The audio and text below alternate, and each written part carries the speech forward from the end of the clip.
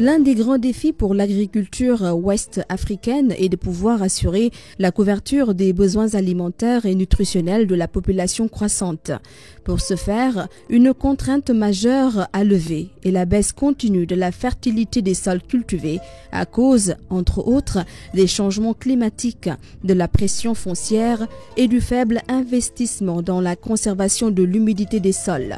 L'un des 4 projets financés grâce aux fonds obtenus des partenaires dans le cadre du projet ILWAC est géré par le CORAF WICARD et s'attelle à relever ce défi dans 3 pays de la sous-région, le Bénin, le Burkina Faso et le Togo. Le projet a pour objectif global d'améliorer de manière durable la sécurité alimentaire des populations dans un contexte de changement climatique. Son objectif spécifique est d'accroître la productivité des cultures vivrières dans les 3 pays. Dans un premier temps, il a fallu conduire des études de référence dans les sites d'intervention du projet pour aboutir à un diagnostic participatif, identifier les acteurs et mettre en place des plateformes d'innovation autour de chaînes de valeur. Donc, nous sommes d'abord arrivés faire une étude de référence pour pouvoir savoir quelles sont les cultures vivrières qui sont mises en place dans cette commune. Et ensuite, les étapes ont amené à faire ressortir la filière maïs et la chaîne de valeur maïs-grain blanc.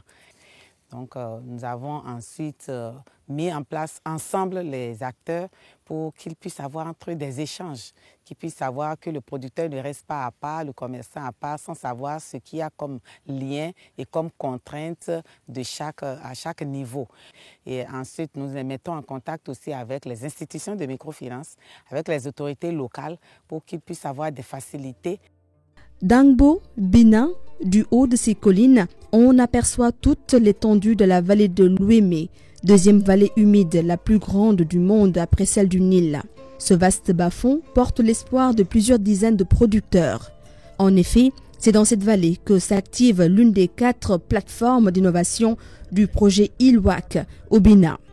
Les plateformes d'innovation émanent de l'approche recherche agricole intégrée pour le développement. Elles sont la clé de voûte de la stratégie de mise en œuvre du projet. Construites sur une démarche inclusive, elles sont des espaces de promotion et de diffusion de technologies. Dans le cadre de ce projet ILWAC, les technologies promues visent à conserver l'humidité et la fertilité des sols pour accroître leur productivité. Comment nous sommes arrivés à la technologie? Puisque nous avons utilisé dans le projet ILWAC l'approche IAR4D, et la technologie a été choisie par les populations elles-mêmes. Il s'agit de l'utilisation de Mukuna, des variétés améliorées, des semences améliorées du moins, et nous avons donné un dispositif qu'il faut respecter. Et cela a été respecté au cours de la première saison. Ils ont eu de bons résultats. Et à l'époque, c'était des parcelles de démonstration. Suite à cette démonstration, la plateforme a pris la décision de repliquer la technologie sur une grande superficie, 25 hectares de maïs, respectant la technologie que nous avons mise en place. Dans la commune de Diakatome, toujours au Bénin, l'un des producteurs, membre de la plateforme du Koufo, expérimente une technologie à base de Cajanus.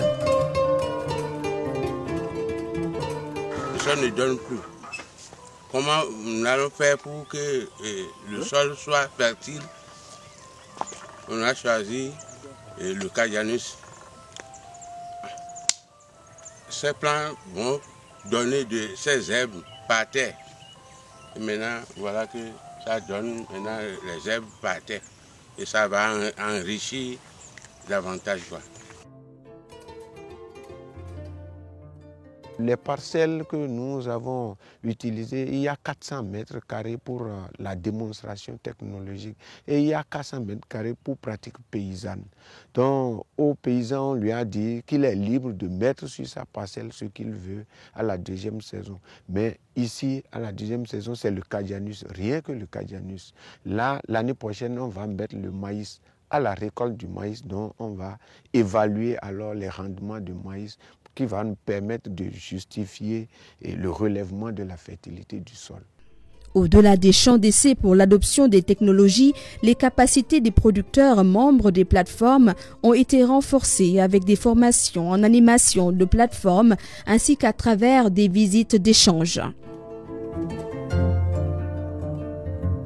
Après nos formations sur les étapes des technologies appropriées, nous avons eu à faire notre propre visite intersite au niveau de notre commune. Nous sommes en tout 20 à héberger les champs écoles, les champs d'essai. Donc entre nous, nous avons sillonné ces 20 champs. Et parmi nous 20, nous avons choisi 10. Ces 10 maintenant, avec l'aide du projet ILWAC, ont fait la visite intercommune. Et après cette visite intercommune, nous avons eu à faire la visite interpays. Les plateformes d'innovation contribuent à améliorer la rentabilité et l'attractivité de l'activité agricole en intégrant les problématiques de la production, de la transformation et de la commercialisation liées à la chaîne de valeur. Cette plateforme nous permet d'avoir assez de superficie, de produits en quantité pour pouvoir vendre en quantité. Puisque si nous produisons beaucoup, nous allons vendre beaucoup et nous allons recevoir beaucoup d'argent. Au Burkina Faso, il y a les producteurs de niébé qui sont dans une des plateformes. Et puis leur champ a été attaqué par les maladies. Ils n'avaient pas l'argent qui devait servir, l'argent était encore à Ouagadougou. Mais il y a le distributeur d'intrants qui est dans la plateforme, et il dit, mais pourquoi, qu'est-ce que vous attendez, on dit l'argent? Mais pourquoi attendez l'argent?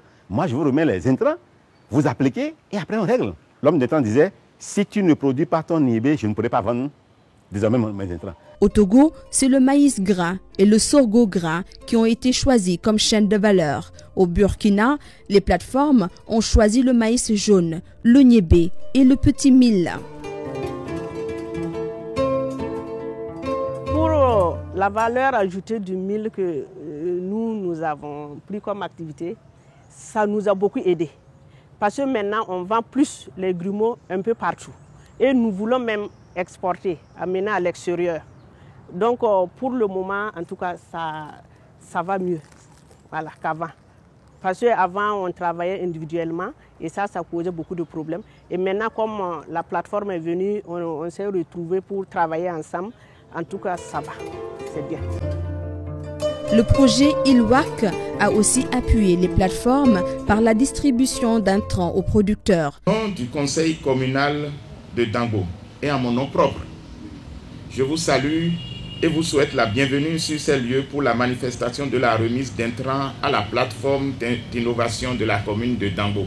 Tel que je vois la pertinence de vos actions sur le terrain, je vous déclare ma disponibilité totale pour accompagner et soutenir les actions de la plateforme d'innovation de Dango. De manière transversale, les plateformes permettent aussi d'adresser les préoccupations liées au genre. Les femmes, elles étaient même étonnées d'être vraiment considérées, mais nous avons dit non, elles sont nécessaires dans ce que nous faisons ici et on leur a expliqué que si elles ne sont pas d'accord avec la variété de maïs que leur produit le producteur, elles ne vont pas acheter, le producteur ne va donc pas vendre, il va produire en vain, il ne va pas aller acheter cette semence chez le vendeur d'intrants. Donc nous leur avons montré à tous le lien qu'il y a d'un acteur à un autre tout au long de la filière et de la chaîne de valeur maïs-grain. Donc c'est ce qui a fait qu'ils ont tous compris et à chaque activité, que ce soit pour les visites inter-échanges, que ce soit pour même les tests, les 20 qui ont mis en place les tests, nous avons exigé, il y a eu 8 femmes. Et maintenant, au niveau de l'application, ici où nous sommes, sur les 84 producteurs, il y a 24 femmes.